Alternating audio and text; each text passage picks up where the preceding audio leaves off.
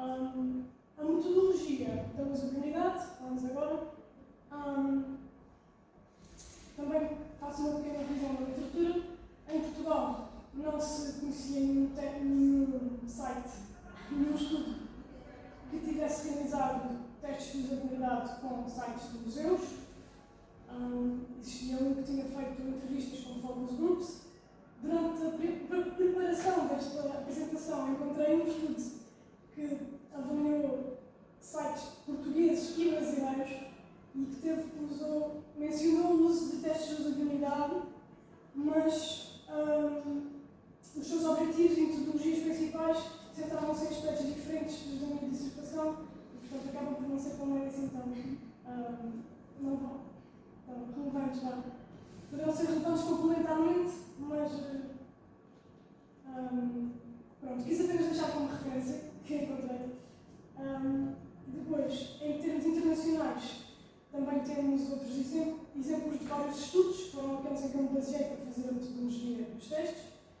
Por exemplo, Risenberger, Stephen Magid e Yao Yang, todos utilizaram testes de usabilidade e eu, à sua semelhança, também utilizei para os seus sites.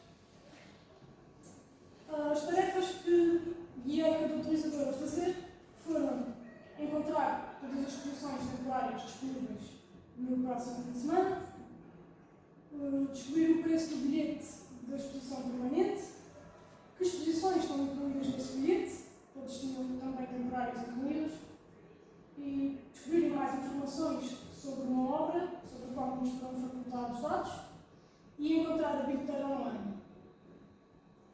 As pessoas que realizaram o teste foram 5 utilizadores por site. Deviam ser visitantes regulares de museus, pelo menos uma vez por ano, e terem visitado pelo menos uma vez nos últimos 2 anos o site do museu. Também, idealmente, deviam estar pouco familiarizados com um dos sites, seriam redirecionados a fazer o teste nesse site. Depois, em relação ao seu uso de tecnologias de apoio, devido ao incumprimento de normas básicas de acessibilidade, como verificamos, e também uma investigação prévia realizada por uma comunicação em 2022, que realizei, decidimos não incluir pessoas que dependessem de tecnologias de apoio para o uso da web, embora isso fosse avaliado caso a caso.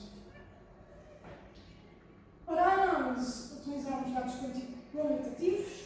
Foi realizada uma lista com os níveis de gravidade e prioridade dos problemas, dos quais foram sinalizados e falados os níveis 2, 3 e 4, que correspondem a problemas pouco frequentes, que tornam a experiência frustrante ou que atrasam o utilizador ou mesmo o impeçam de completar as tarefas que pretendem. Em termos quantitativos, foi analisado, identificado o tempo que demoraram, a taxa de sucesso e também foi usado uma System Usability Scale. Os resultados indicaram que o site com mais taxa de sucesso foi do Museu Coleção Brado, com 88%, em seguida o Oriente com 80% e, por fim, da Gulbenkian com 54%, que se distancia assim bastante dos outros dois, em termos de usabilidade. Depois, falando caso a caso de cada tarefa, nas posições disponíveis na Gulbenkian ninguém conseguiu cumprir, porque a informação estava distribuída por várias páginas do site e nenhuma delas estava completa, e os utilizadores nem sequer se apercebiam disso. Depois, no Braga e no Oriente, todas as pessoas conseguiram cumprir a tarefa. Em relação ao preço do bilhete, 4 pessoas conseguiram na Gulbenkian. Uma identifiquei como não tendo conseguido, porque ela disse que normalmente tinha direito a descontos, mas não os encontrou, e portanto tive de sinalizar para não ter conseguido. Nos outros 2 sites, todos conseguiram, até com bastante celeridade.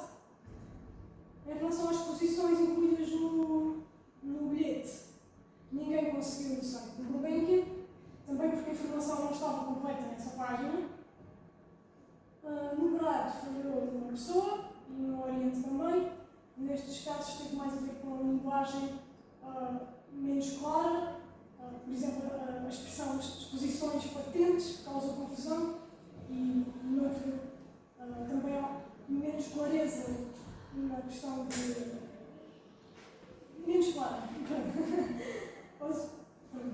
Em relação às informações sobre uma obra, todos conseguiram encontrar no banking e até gostaram da habilidade dos conteúdos.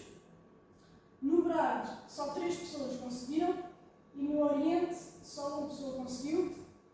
No Oriente, talvez um dos maiores problemas tenha sido o motor depois para não funcionar de todo como devia, e no Brado também causou confusão o modo como os resultados eram apresentados no motor de busca, entre outros problemas. E por fim, a Griteiro Online, uma das utilizadoras foi excluída dos resultados, mas todos conseguiram cumprir. No Brado também todos conseguiram e no Oriente também todos conseguiram.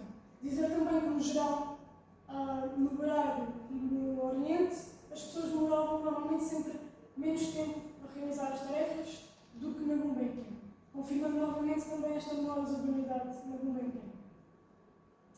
Concluindo,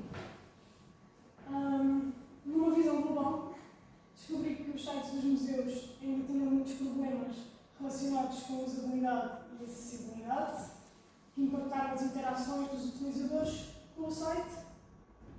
As contribuições deste estudo prendem-se com ser do nosso conhecimento o primeiro que faz um diagnóstico em Portugal, um diagnóstico dos sites de museus com testes de usabilidade e verificações de acessibilidade manuais e a observação direta dos utilizadores.